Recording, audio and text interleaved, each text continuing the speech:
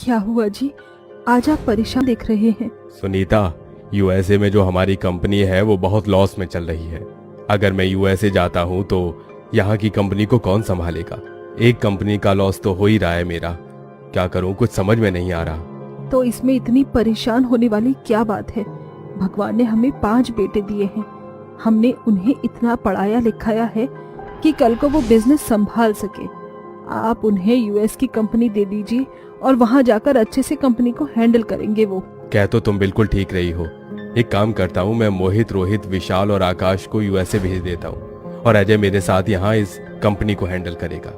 जिसके बाद राकेश और सुनीता अपने चारों बेटों को यूएस भेज देते हैं और एक बेटे को अपने पास ही रखते हैं और ऐसे ही समय बीतता रहता है। सुनील जी, मैं सोच रही थी कि हमारे चारों बेटे तो अभी विदेश में हैं, तो इसीलिए हम अजय की शादी कर देते हैं। जब वो चारों वापस आ जाएंगे तो हम उनकी भी शादी कर देंगे। जिसके बाद सुनीता और राकेश मिलकर अजय के लिए लड़की ढूंढते हैं और अजय की शादी गायत्री नाम की लड़की के साथ करवा देते हैं। गायत्री एक गरीब घर से होती है, जिस वजह से गायत्री पढ़ी लिखी नहीं होती।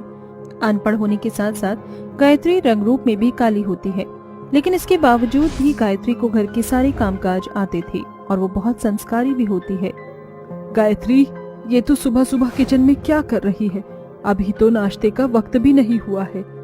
माँ जी, आज सोमवार है ना, और मैं हर सोमवार व्रत रखती हूँ, इसीलिए मैं सुबह सुबह मंदिर गई थी।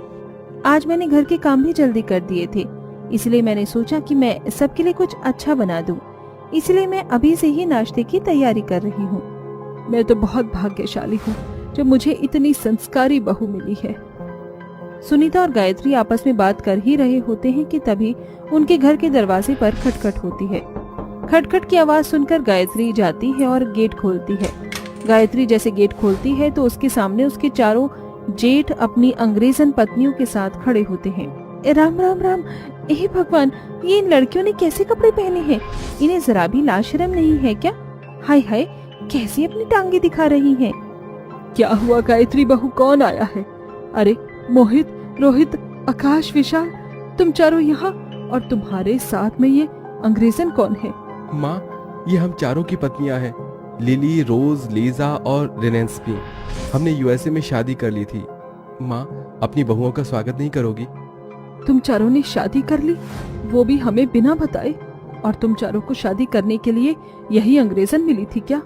इन्हें हमारे रीति रिवाजों और संस्कारों के बारे में पता है? और इनके कपड़े भी देख लो, ये कोई कपड़े पहनने का तरीका है?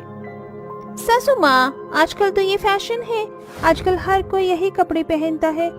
माँ जी छोड़िए ना, जो होना था वो हो गया है। मैं आरती की थाली लाती हूँ, आप मेरी चारों जेठानियों का स्वागत करिए।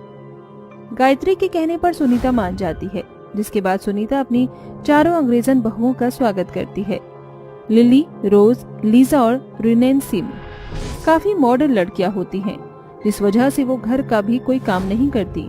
मॉडर्न होने के साथ साथ वो तीनों बहुत सुंदर भी होती हैं, इसीलिए वो हमेशा गायत्री को उसके काले रंग की वजह से ताने दिया करती हैं और उससे ही घर के सारे काम करवाया करती हैं।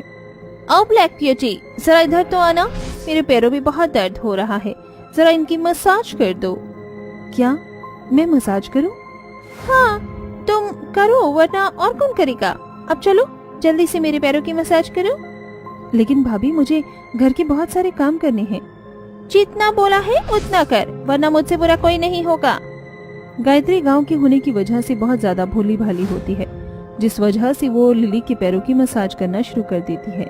गायत्री जड़ी बूटी के तेल से मसाज करती है, जिसकी बदबू से लिली कहती है, छी, ये कितनी गंदी बदबू है, ऐसा लग रहा है कि कोई चूहा मर गया हो। ये तो क्या लगा रही है मेरे पैरों पर? दीदी, ये आयुर्वेदिक तेल है, इसे लगाने से आपके पैरों में जितना भी दर्द होगा वो खत्म हो जाएगा। शट अप इडियट, अब मुझे दोबारा पेडिक्योर करवाना पड़ेगा। चल हट दो, तूने मेरे सारे पैर खराब कर दिए।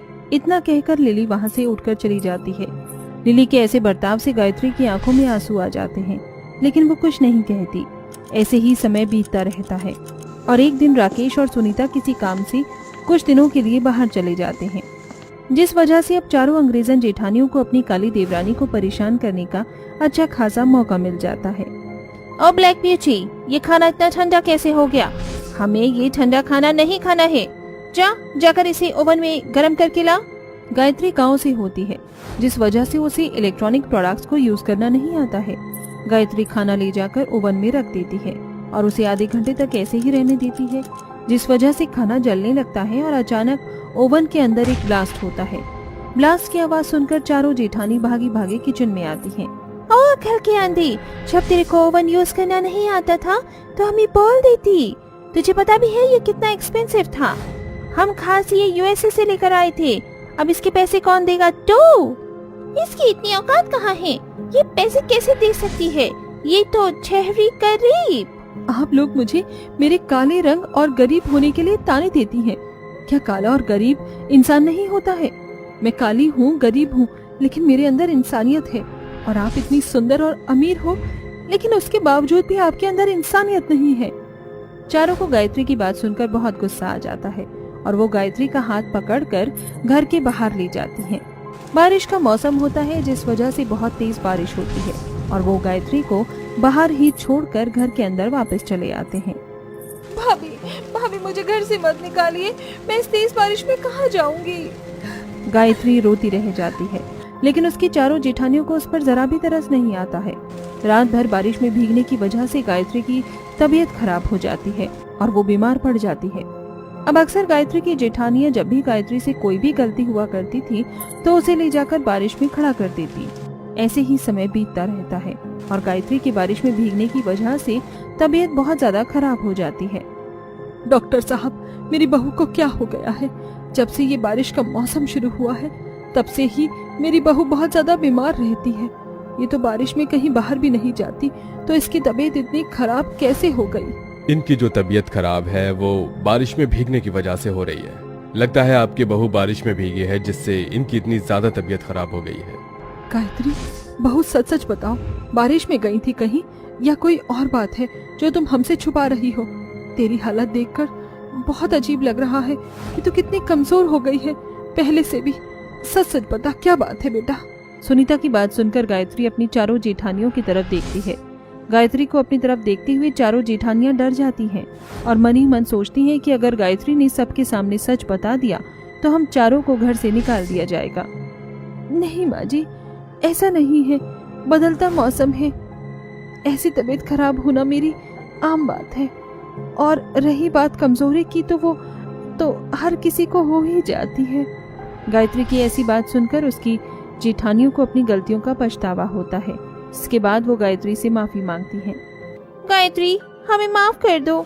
तुम चाहती तो माँ जी के सामने सब कुछ सच बता सकती थी, लेकिन तुमने ऐसा कुछ भी नहीं किया। हाँ गायत्री, हमें माफ कर दो। हमसे तो सच में बहुत बड़ी गलती हो गई। अब हम दोबारा कभी ऐसा नहीं करेंगी। अपनी जेठानियों को अपनी गलती का एहसास होता देख गायत्री उन्हें माफ कर देती है, जिसके बाद अब चारों जेठानियां और देवरानी साथ मिलकर घर के सारे काम खुशी खुशी करती हैं और प्यार के